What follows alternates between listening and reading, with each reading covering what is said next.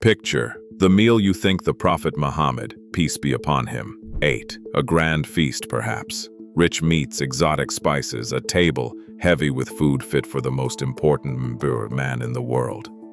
Now forget all of it, because almost everything you have imagined is historically wrong. The man who received the final revelation, who united Arabia, who changed the course of human civilization, ate dates for breakfast.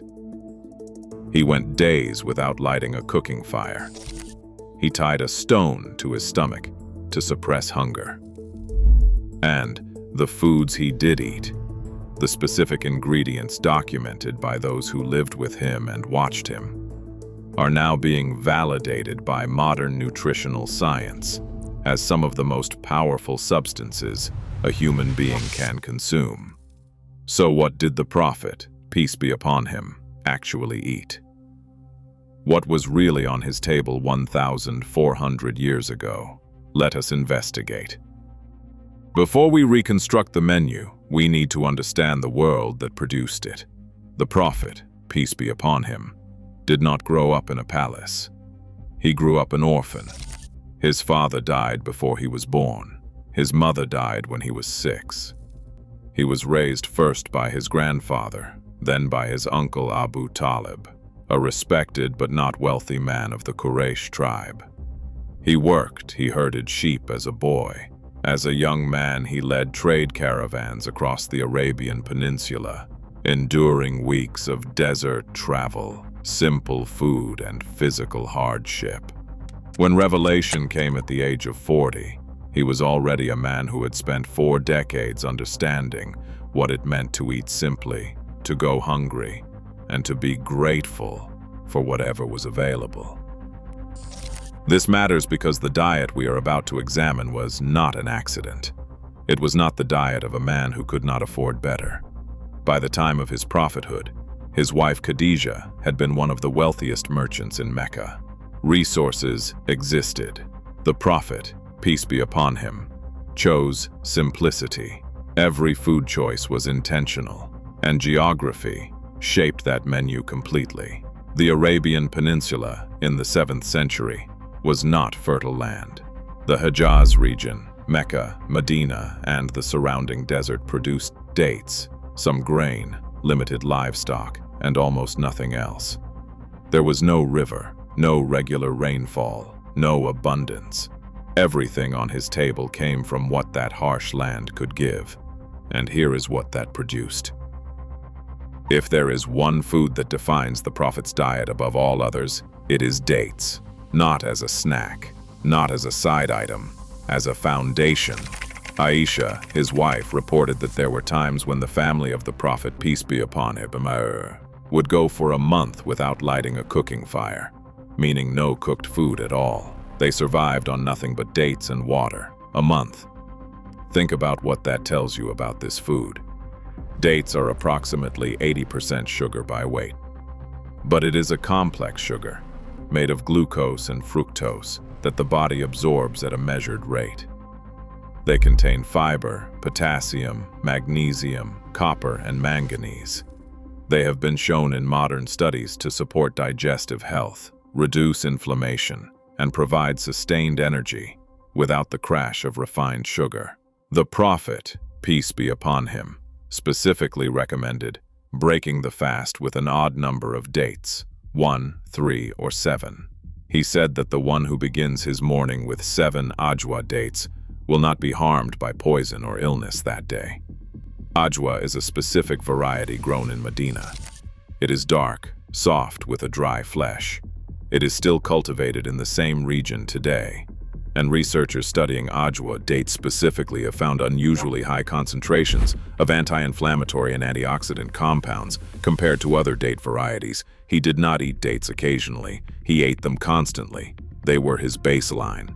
And now nutritional science is spending enormous resources studying why populations that eat dates regularly consistently show lower rates of certain chronic diseases. He knew 1,400 years ago.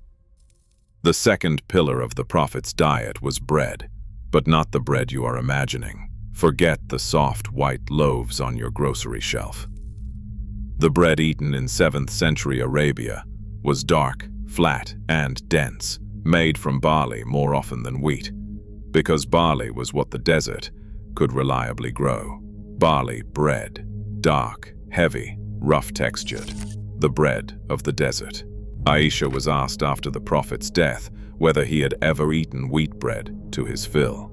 She said the family of Muhammad, peace be upon him, never ate wheat bread to their fill 3 days in a row until he passed from this world. 3 days in a row. The man who transformed the world never had 3 consecutive days of full wheat bread. But here is what modern science now tells us about barley.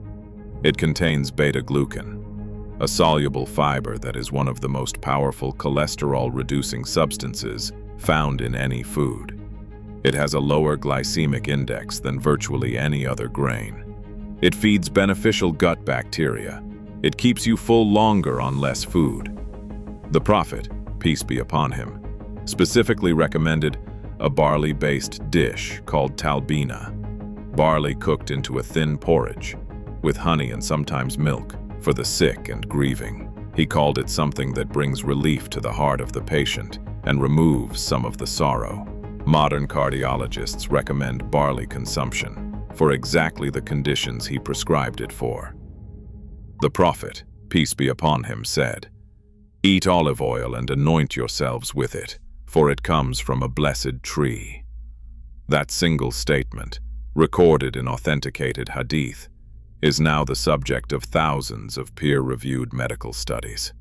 Olive oil was everything in the ancient world: cooking fat, food preservative, lamp fuel, skin care, medicine. But what the Prophet, peace be upon him, specifically recommended was consuming it and using it externally, both.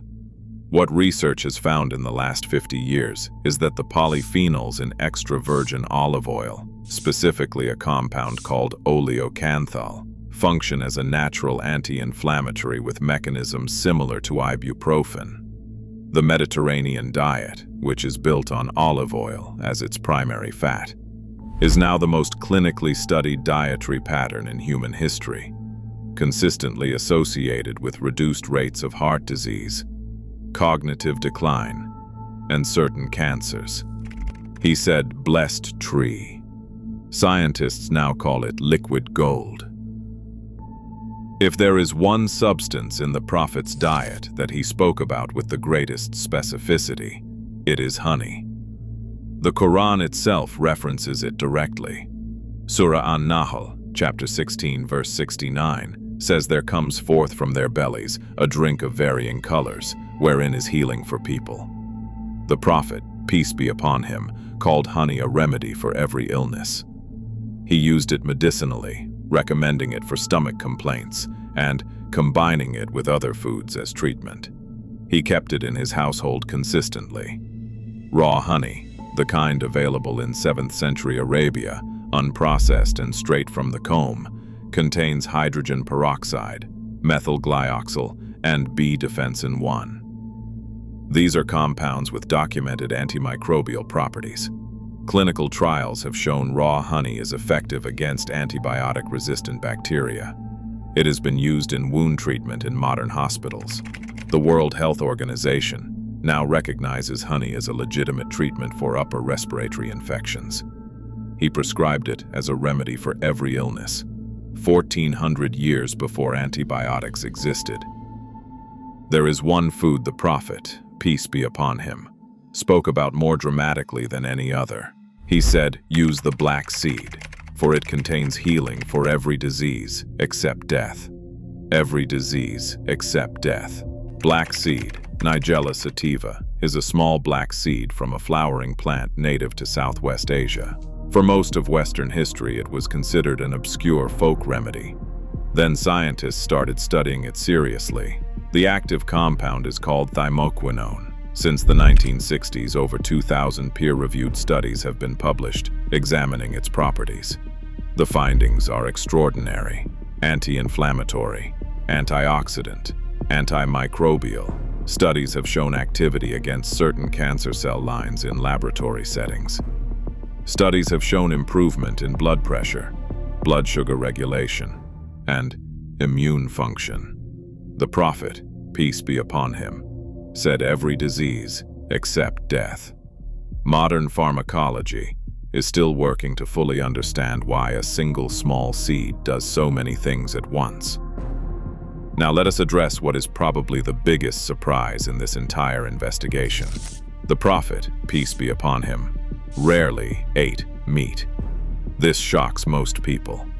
The Arabian Peninsula immediately conjures images of lamb and camel, but the documented record of his actual daily consumption tells a different story. Meat was eaten.